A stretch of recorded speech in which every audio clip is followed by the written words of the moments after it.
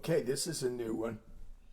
I'm not close to being ready, but I didn't want to wait until you all left me. So I'm going to talk to you from out here while I'm doing a couple of things. And you're looking at an empty chair.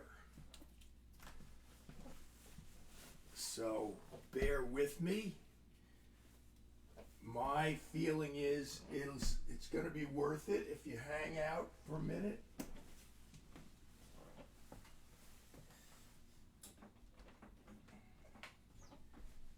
Can you hear me still? I'm way in the other room.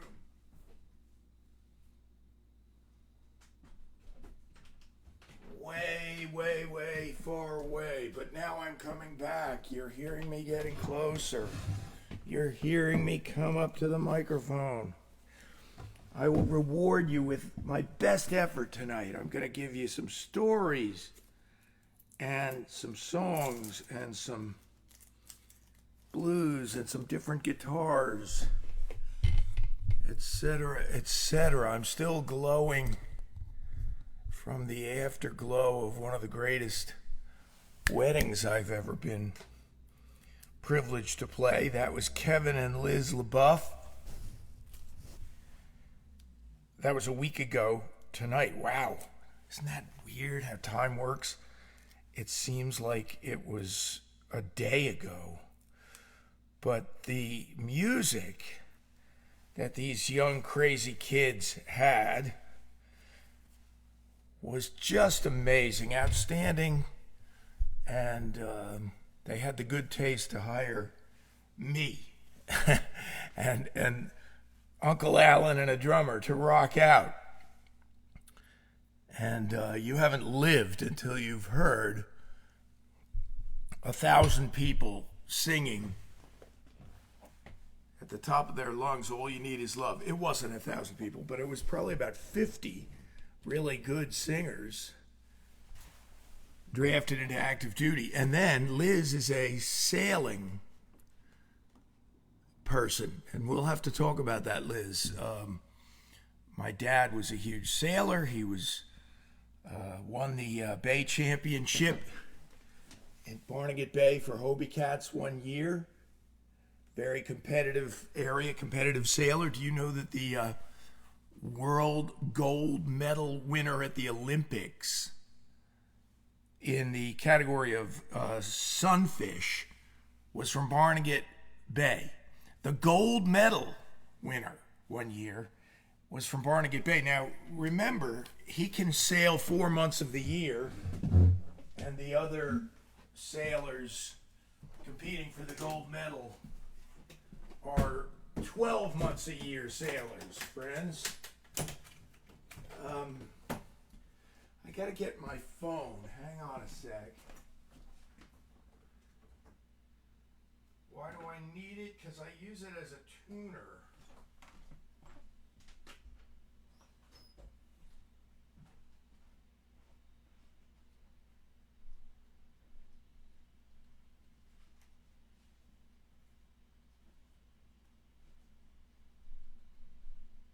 And I can't find it. Let me try another place.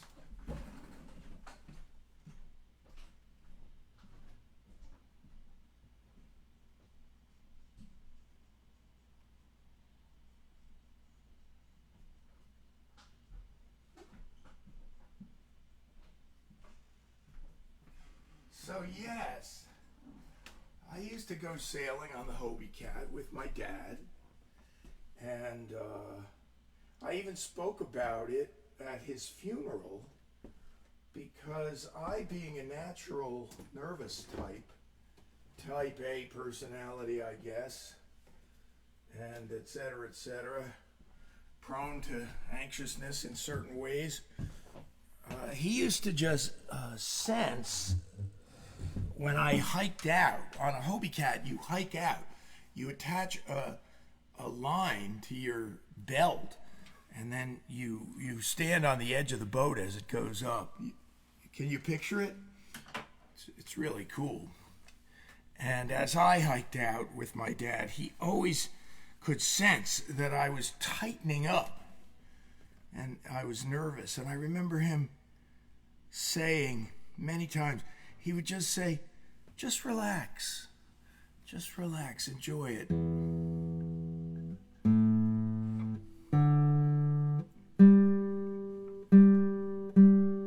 My crazy uncle, Mike Kuhn, this was his guitar.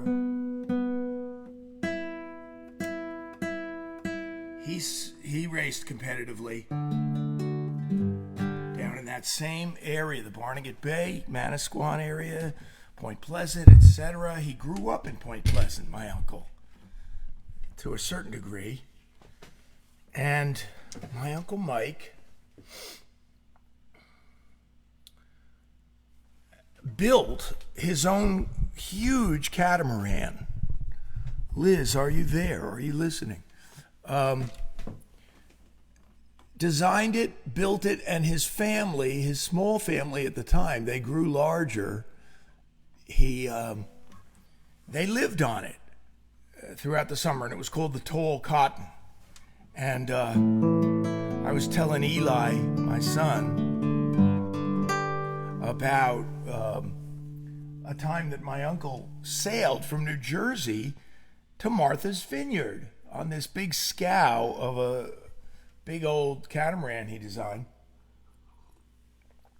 And he got out of radio range or something, and we didn't hear from him for 3 days. We didn't know if he was lost at sea.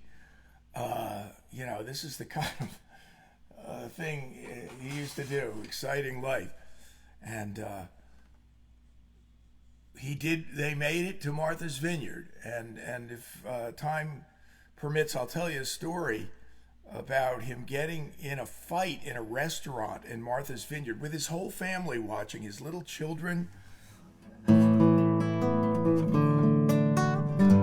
Now, it's really dumb to try something like this without a warm-up. I was going to try the classical gas. I have a popular version of it. It's been downloaded a lot of times.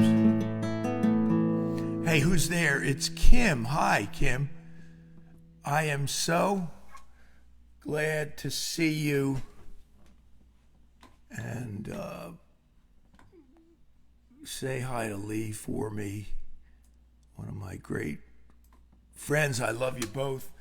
I have played your mom's tipple as recently as a week ago at a concert and blew the doors off the place.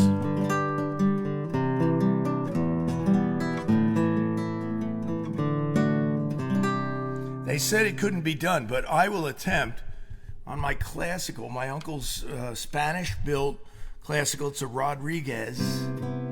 I'll do this. I did it last night at the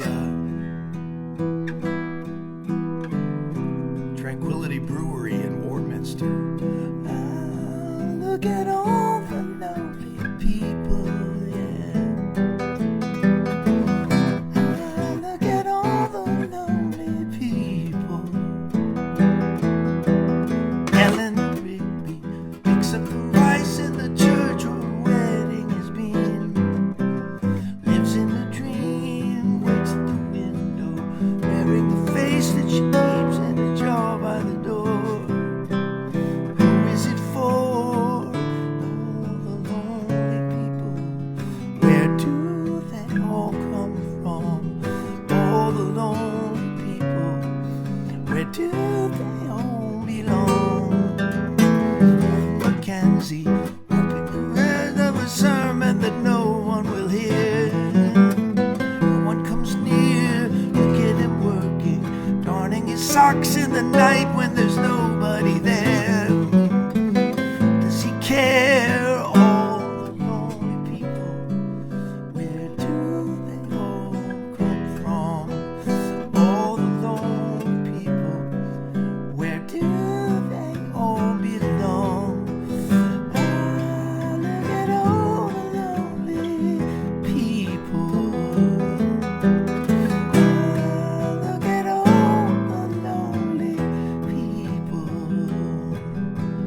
Eleanor Rigby died in the church and was buried along with her name.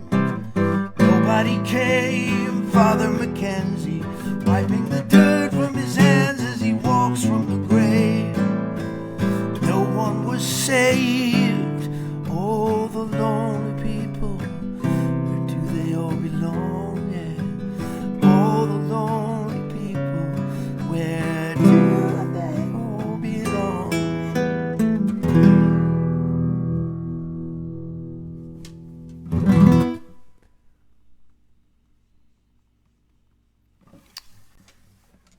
Thanks, Kim. Nice to hear from you. Anybody else is out there? Say yo. I was playing this great place that I love. I play there every Fridays in Warminster, Pennsylvania. And there were two barflies there yelling. And in their mind, they were encouraging me. They were yelling, "Chip, Chip!" So I came over to them during my break and tried to cozy up to them so that they'd shut up. And how are you guys doing? Oh, you're great, blah, blah, blah, blah, blah. And the guy goes, I can tell when you really get into it because you close your eyes. And I said to my friend, look, he's really into it. And the funny thing is, friends, he was 100% right. You know what Miles Davis said about James Taylor? Yes, Miles Davis, the great, and the great musical mind. Miles Davis had an opinion on James Taylor. Just in case you've been fooled into thinking that James Taylor is just your run-of-the-mill pop singer, Miles Davis said about James Taylor, he sings like a blind man. Isn't that a colorful and interesting way of describing it? James Taylor closes his eyes a lot of times, and he had to force himself, he said, over the years to open them up and look around. His brother Livingston, who's a great friend of mine and teaches or taught at Berkeley for 2 decades, he has no patience with people who close their eyes. And he says, how can you see how the song is landing if you have your eyes closed? You can't see them. You can't respond to them. Well, Liv, I'm sorry. I'm in the JT School of Thought here. So you'll notice it tonight if you see me close my eyes now. Now I'm going to be super self-conscious about it, and I won't do it at all. But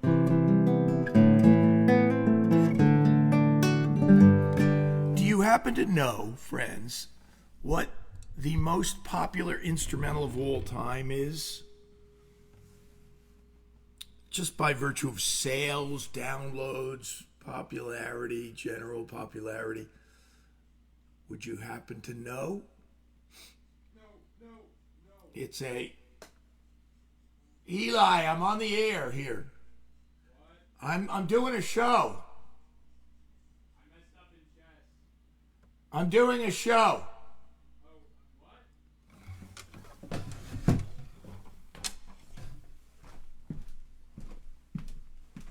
I'm doing a show. I just walked away from the camera. Close your door.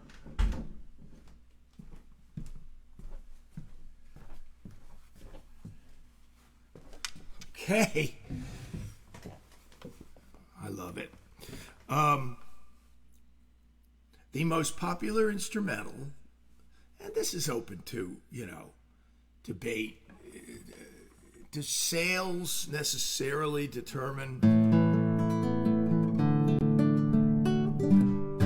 Do sales completely determine what the most popular instrumental is of all time? I don't think you necessarily can go by sales. But in any event, let's just put it this way. This is one of the most popular instrumentals of all time. And it was written by Mason Williams when he was on hiatus from being a comedy writer alongside of Steve Martin for the Smothers Brothers show. And they went on hiatus during the summer. And, You know the essay that you have to write, what I did on my summer vacation? Well, Mason Williams wrote Classical Gas and recorded it with a huge orchestra, and of course it became a major hit. And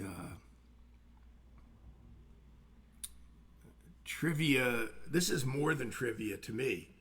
This is life-changingly important to me, that the Smothers Brothers handpicked Glenn Campbell to replace them during the summer, and he started the Glenn Campbell Good Time Hour, which changed my life in many, many ways. Everything I know about country music, basically,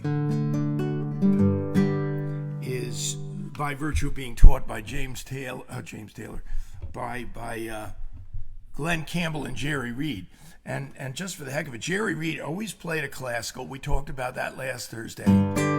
Here's one of the songs. I taped it on my cassette when I was 16 years old. I had, now it's moldering down in the basement somewhere. I never threw it away. I still have that cassette, and this is one of the songs I learned off the Glenn Campbell Good Time Hour, and I've been playing it ever since. And my friend Steve Philp has played it along with me. Take that night train to Memphis, take that night train to Memphis. When you arrive at the station, I'll be right there to meet you. I'll be right there to greet you. So don't turn down my invitation. Hallelujah, hallelujah. We're gonna shout hallelujah all the day. We're gonna have a jubilee down in Memphis, Tennessee. We're gonna shout hallelujah all the day. Yeah. Take that night train to Memphis, take that night train to Memphis. You know that this old boy, he longs to see ya. We can eat, leave at 8:57. We can get down there by 11. It's a great town and we'll shout hallelujah, hallelujah, hallelujah. We're gonna shout hallelujah all the day. We're gonna have a jubilee down in Memphis, Tennessee. We're gonna shout hallelujah all the day. We're gonna shout hallelujah all the day. Yeah, yeah.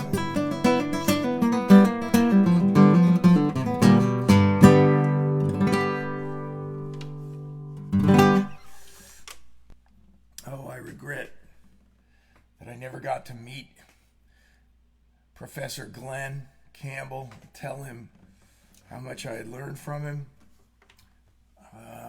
In fact, our paths never even came close to crossing. But I will tell you this strange little factoid.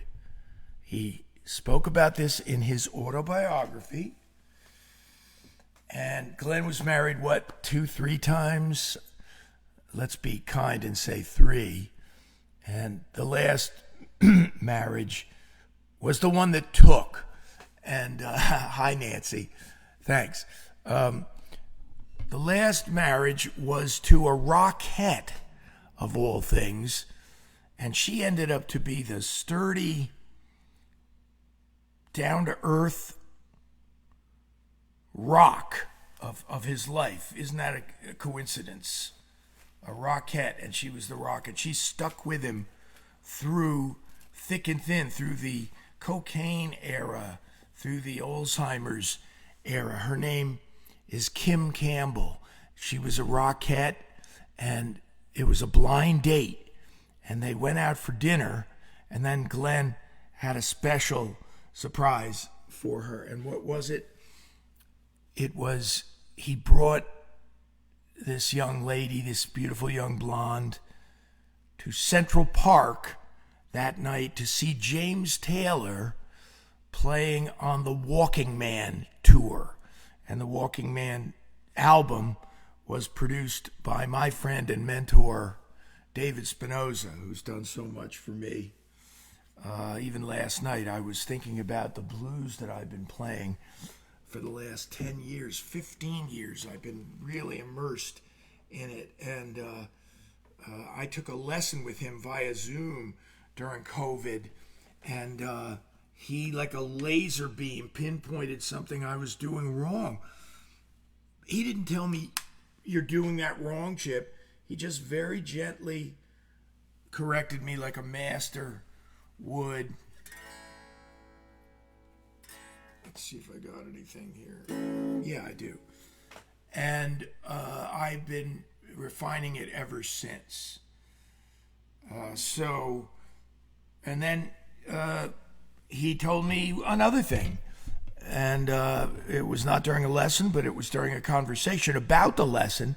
And he said, "Please do this thing too that I'm about to tell you." And I'm not going to talk about the specifics of it tonight. Now,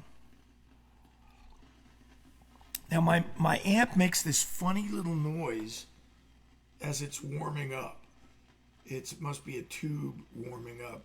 And then it goes away. So you'll hear that crackling sound.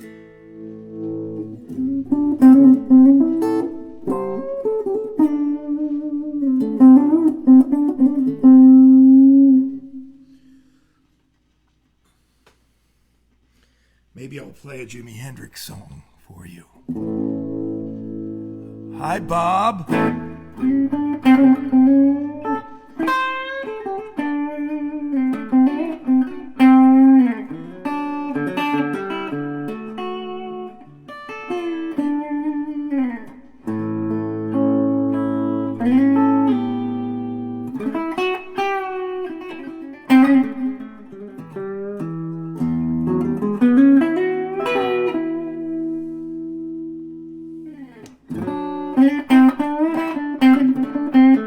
It's either feast or famine here, friends. I might even crank up my little chord drum machine for this. This is a blues, and to my knowledge, it's the only blues that Mr. Hendrix ever recorded. You know it if you're a guitar fan or if you're a Jimi Hendrix fan. And what's it called? It's called Red House. It might be one of the top 5 greatest blues ever recorded. Not the song, the performance by Jimi Hendrix. And here I am, foolish enough to play it for you tonight. It's not easy, and I certainly don't want to play it in comparison to him. That would be the biggest mistake of my life, but I'm going to play it like me. So I got to get this thing in the right beat.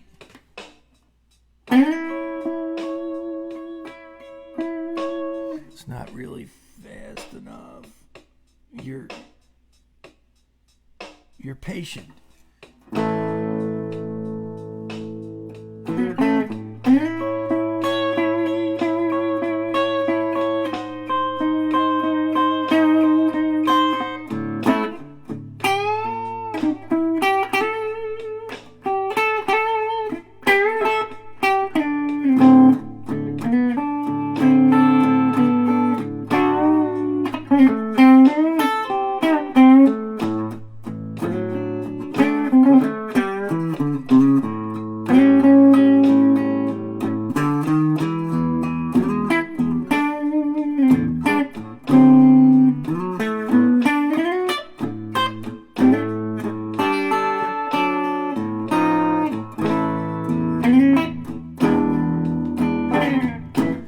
There's a red house over yonder where my baby stays. I got off the one.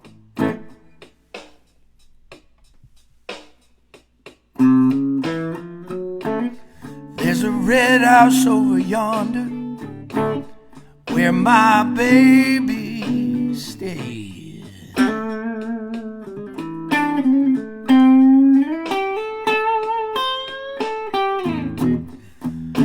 I ain't seen my baby for 99.5 days.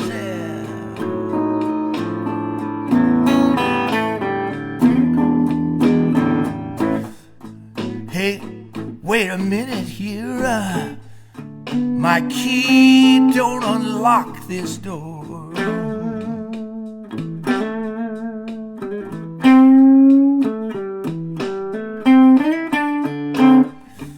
Hey, wait a minute here. My key don't unlock this door.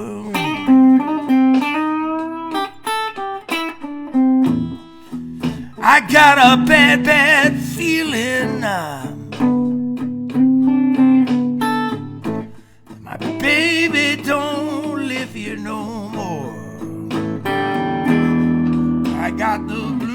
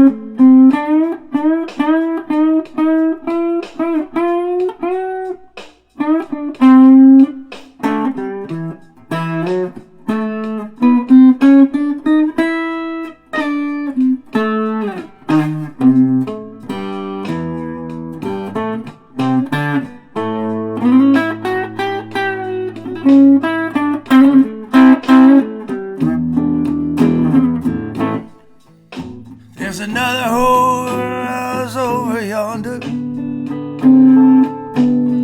way up on a hill, yeah.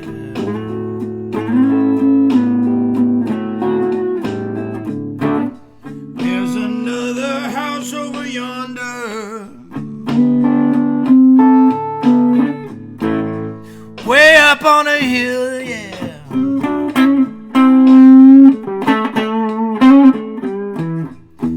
If my baby don't love me, I know her sister will. That's alright, I still got my guitar.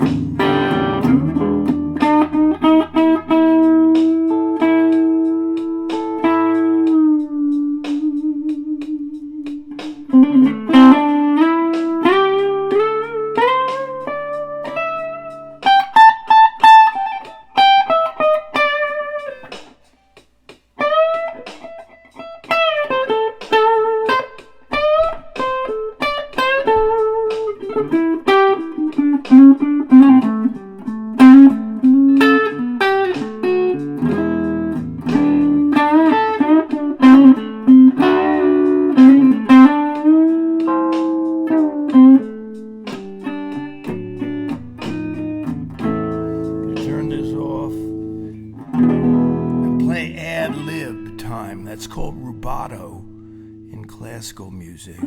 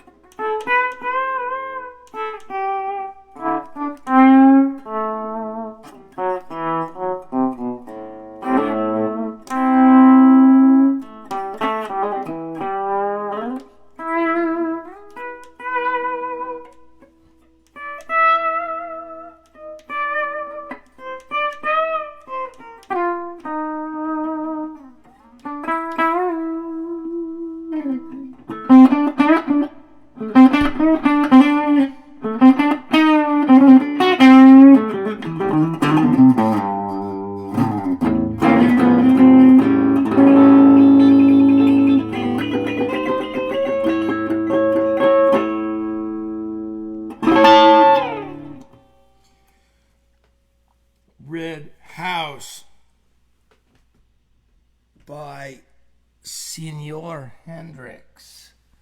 Okay, I've been tap dancing around this instrumental of all time, and I'm going to keep tap dancing because I got some things to show you. So this is a print, which is a rather poor reproduction, dull, compared to the original, of the only painting that I don't own anymore. Well, no, I've sold 5 paintings, so I don't own this. It's owned by a friend of mine who shall remain nameless. And I think it's my best painting. And here is the funny anecdote about it. Not funny, haha, but it's painted on treated wood. So look at it again. It's untitled. There's a story about, please don't get me wrong, I'm not comparing myself in any way to this story. Who's the greatest actor of all time? Sir Laurence Olivier, and he was doing Hamlet on Broadway, or maybe in London. It's more likely that it was in London, and he gave the most magnificent performance that anyone had ever seen. And a friend of his, came backstage and tells this story. He saw him sitting there just completely depressed, morose. And he said, "That was incredible. Why are you so down and depressed?" And Laurence Olivier's answer was, "I have no idea how I did it. I don't know how I did it." Well, this painting, which I now have come to believe is my best ever, I don't know how I did this. I don't remember. I've used various techniques to apply paint to treated wood. As you see, this is treated wood.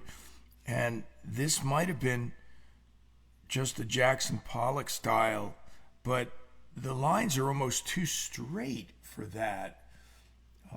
They don't seem so random as a Jackson Pollock, and it's different than a Jackson Pollock in a way. Now, I've done some paintings recently, and this is one of them. I have a new topic, and this is it. I have started to do some crosses. As you see, it's on treated wood. That's cross number 1. These are all for sale. I don't think this one's for sale, this 7, because I think Eli wants it.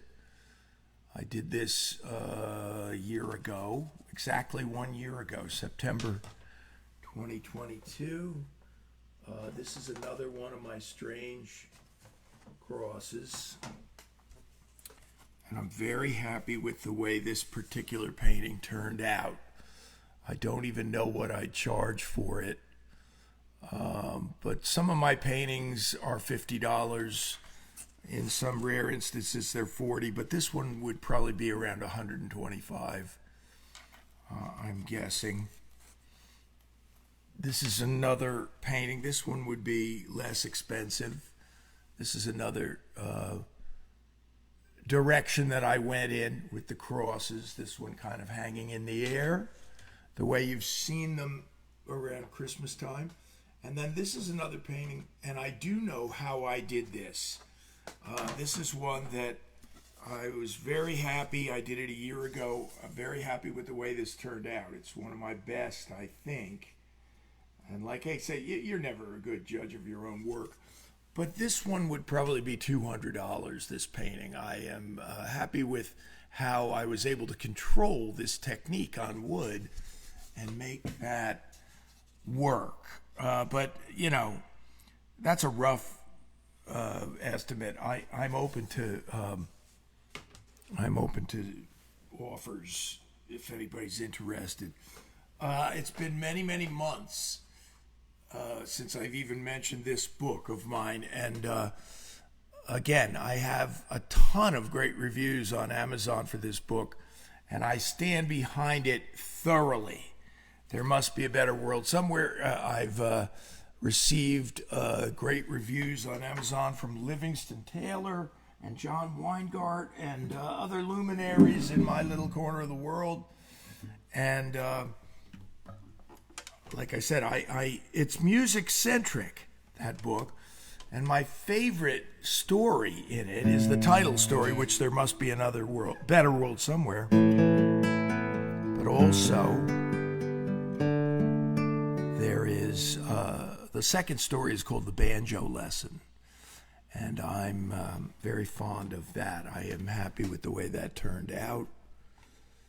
One of the stories is called My Crossroads. And those of you who've known me over the years know that the crossroads is kind of a theme in my life. And the song Crossroads is a big song to me. And Robert Johnson, I wrote a song called Robert Johnson about him. And that short story in that book that I just showed you, the short story that's called My Crossroads, is that mic on? Yes. That's just taken verbatim from real life. I almost just kind of took dictation there. And the names are changed maybe to protect the guilty. But it's about an incident that happened at O'Connor's Beef and Ale House. So if any of you are O'Connor's people, that story might interest you because it's reminiscent.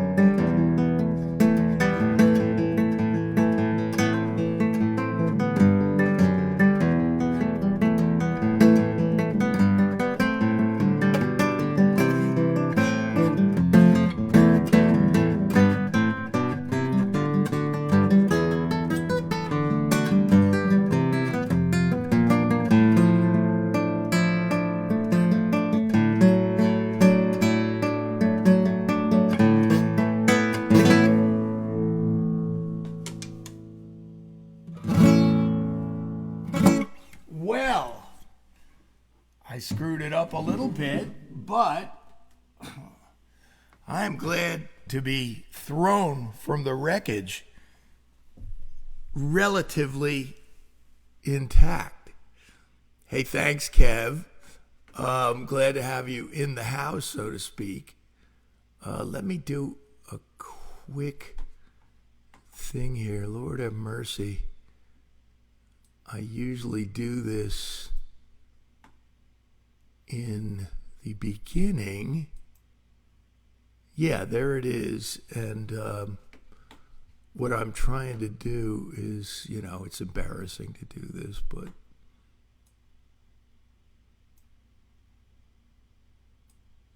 why isn't that working? If I hit this enter button, will that work? Yeah, some of my friends were asking me about my virtual tip jar, so to speak, and it's really just a PayPal link. It was a lady down in Nashville who started calling it the virtual tip jar. So last night, I had Thelonious Monk, with me, and Thelonious Monk was holding the tip jar last night. This place that I played in Warminster, they tip all the time. They're really, really encouraging good tippers. And last night I got the least amount of tips I've ever gotten. So my whole plan to be cutesy and to have my Thelonious Monkey that was gifted to Eli by my dear friend Steve Phil, that did not work out right. It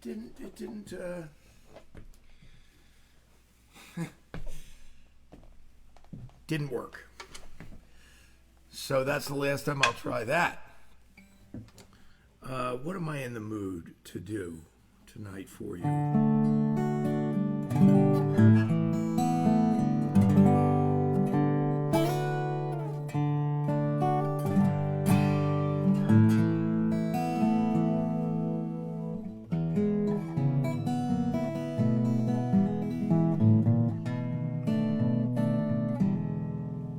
An acoustic blues would be maybe appropriate. I played this recently during a sound check, and the guy gave me a look like he appreciated it. This was at the Stangl Factory, and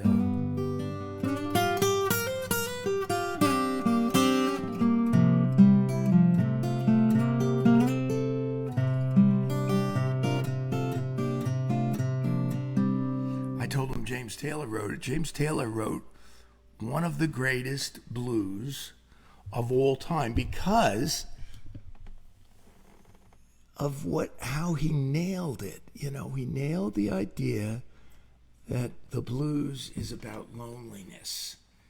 It's not about where you were born, how much money you have necessarily, although all those things can contribute. If your baby left you, etc. But you'll see when James Taylor writes about it, he writes incisively. This is off his first album, the album that he did for London. That's the label I was on. The album that he did for Apple Records. So let me do a little finger picking for you here.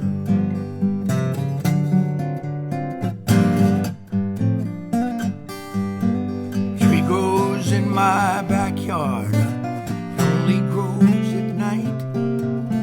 Its branches, they're all twisted, and its leaves are afraid of light. They say them blues is just a bad dream.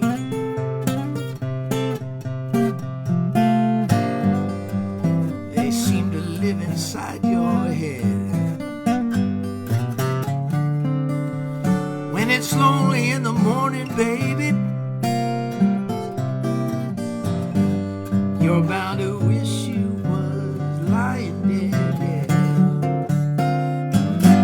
There's winds out on the ocean and they're blowing where they choose. Them winds ain't got no emotion, baby, and they don't know that the blues,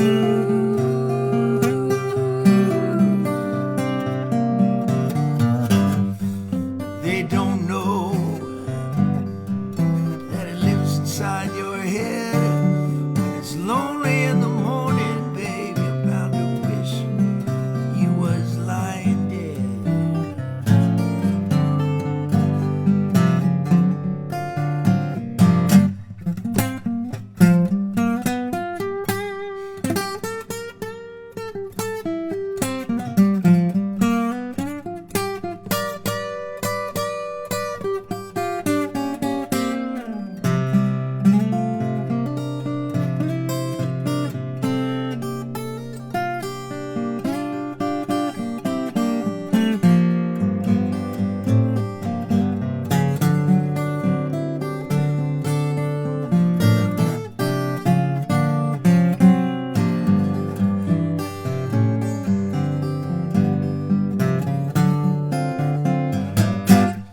Now my mind is rambling like some old rolling stone since that nightmare came to stay, baby.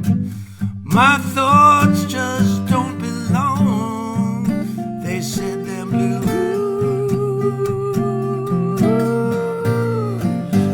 it's just a bad dream.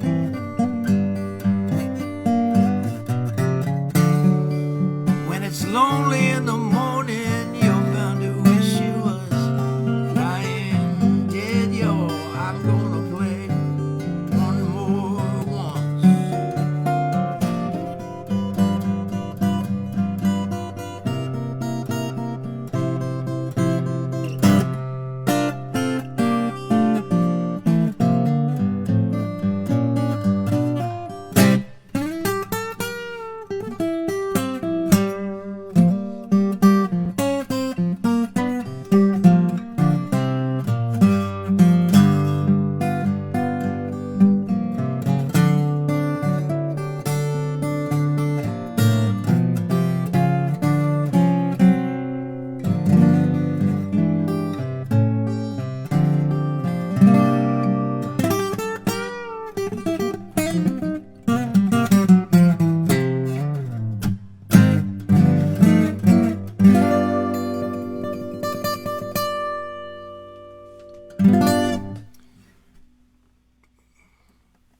I don't know if you were listening from minute one, Kevin, but I did spoke in glowing terms about your wedding, and to hear those hearts and voices blending. I think my favorite moment was Southern Cross, and a great song just to hear a bunch of great singers doing it to it.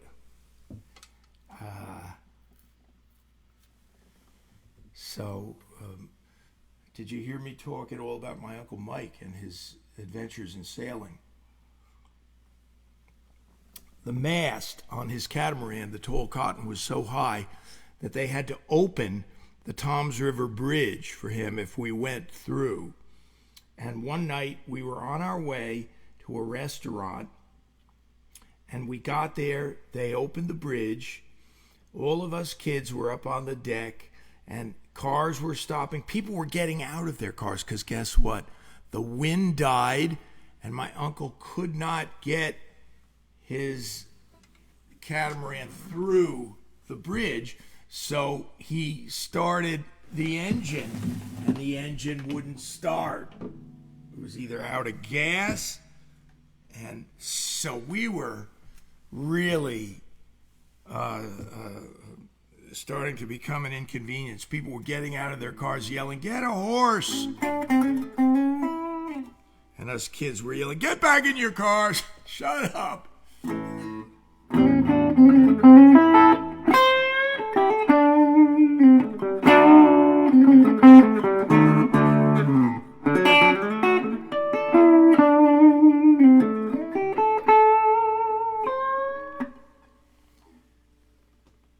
My uncle sailed to Martha's Vineyard with his kids. He ended up having 6 children.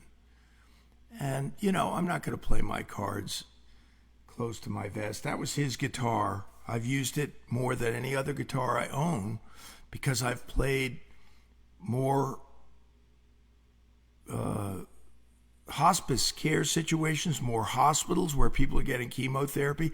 It's a soft guitar with a soft, lovely voice that's not aggressive, and I've played it at funerals, etc.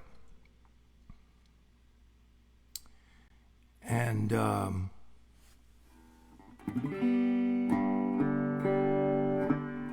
that is just out of tune, friends. That's what happens when you really dig into a blues. Holy mackerel, is that ever off? Way flat. Way flat.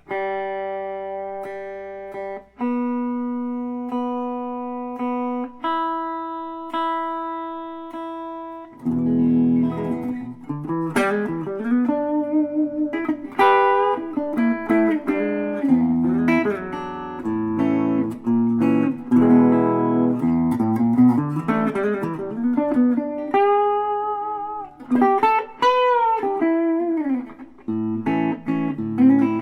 going to tell you this story if it kills me. My uncle, they land in Martha's Vineyard. They said there was a cat on board. My uncle told me the cat was seasick for 3 days. And when they got within like 100 feet of the dock, the cat took a running leap, meow, went flying through the air, landed on the dock, and they never saw it again. That's how my uncle lost his cat. I only got 1 or 2 songs left here, friends, but important that I do them for you. And but I want to tell this story, and the story is my aunt and uncle and the 3 kids. I think there was 3 at the time, and there was probably a baby with my aunt. And they're having dinner in a nice little restaurant, and like whenever there's booze involved, there can be an aggressive guy. So there's a guy with a football jersey on, a big guy, and my aunt, I guess, tipped over a bottle of wine or something, and they apologized profusely, but this guy wouldn't let it go. And he kept saying, "You got wine on my wife's socks." This was something that my uncle told me was a big issue with the guy, that they got wine on his wife's socks. So, in any event,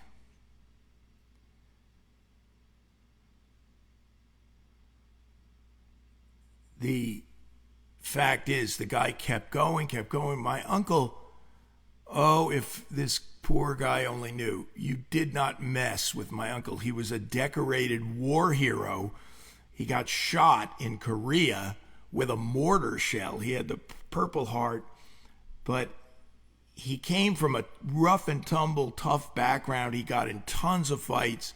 He was expelled from the petty school, the fine private school, and I won't get into that right now. But anyway, my uncle finally says to the guy, "Look, you want to take it outside?" And my aunt now is saying, "Mike, don't do that." And my uncle just ignores her. And the guy goes, "Yeah, let's go." So they go out, and there's an alleyway out there next to the restaurant. And my uncle says, and my uncle was a doctor. He was a eminently honored and decorated war hero, but hematologist, and famous in the East Coast for his work in hematology. And he said to me, he's telling me this story as a kid. He says, I pushed my hand up against the guy, and I'm taking a stance with my fist. And he said, I had my hand on his chest over his heart, and his heart was just thumping so hard. He said, this guy is having a heart attack practically. And so my uncle goes, "You don't really want to fight, do you?" And the guy goes, "No, I don't." So now the whole scenario changes. By the way, my aunt was crying when they went out to the alley, and my uncle says to Johnny Kuhn, my cousin, who's like around 9 or 10 years old, he goes, "You're in charge of the family." My aunt's crying, and my uncle says to the guy, "You don't want to fight, do you?" He goes, "No." He goes, "Well, guess what? You're going to come in and apologize to my family." And the guy's like, "Okay." So he comes in, and he apologizes to my uncle's family. That was my Uncle Mike all the way. And, you know, telling all this, and why did I inherit that guitar? I'd be remiss if I just left this fact hanging. I'm not trying to be depressed or morose and to bring you down, but my aunt and my uncle and my 6 cousins were all killed in his private plane when he was flying to a Bible camp in Wisconsin all those years ago. I played at his funeral, and I played 4 hymns in a big, big church. And the only way I could think of to do it, I didn't have state-of-the-art pickups or anything. So I played an electric guitar, but like set up for a clean sound like this, you know.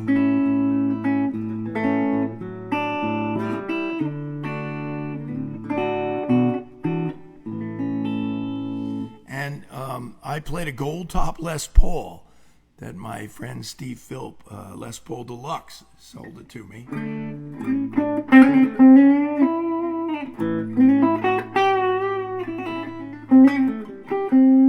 I'll do an original for the last song, an original blues. I know I've done it before here, but bear with me, friends. It's kind of worthwhile, and it's, I think, maybe going to even be a title track. And goes, my heart is breaking now, but I got no tears left to lose.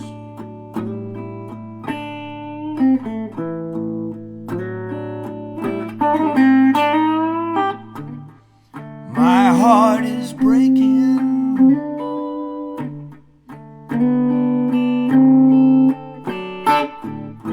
I got no tears left to lose.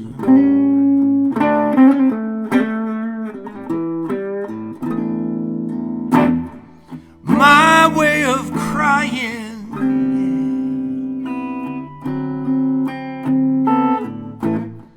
is to sing and play the blues.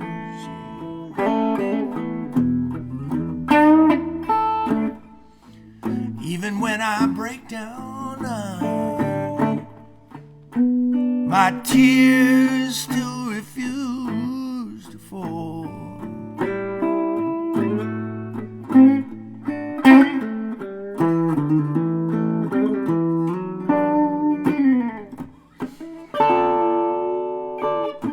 Even when I break down,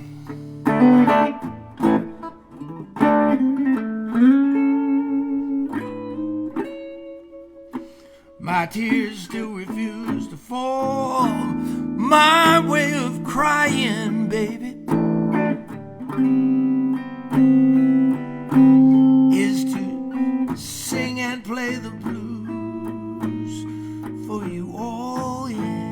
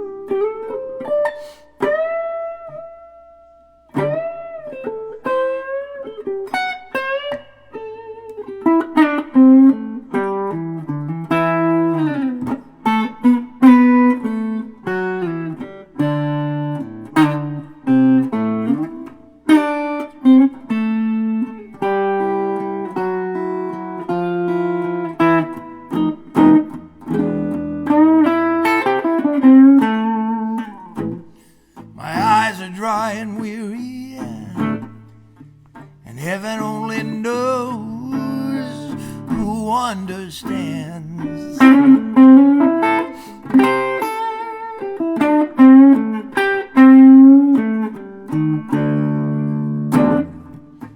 My eyes are dry and weary,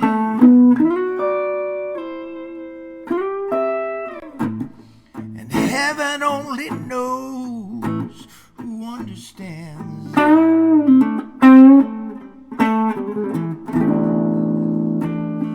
My way of crying,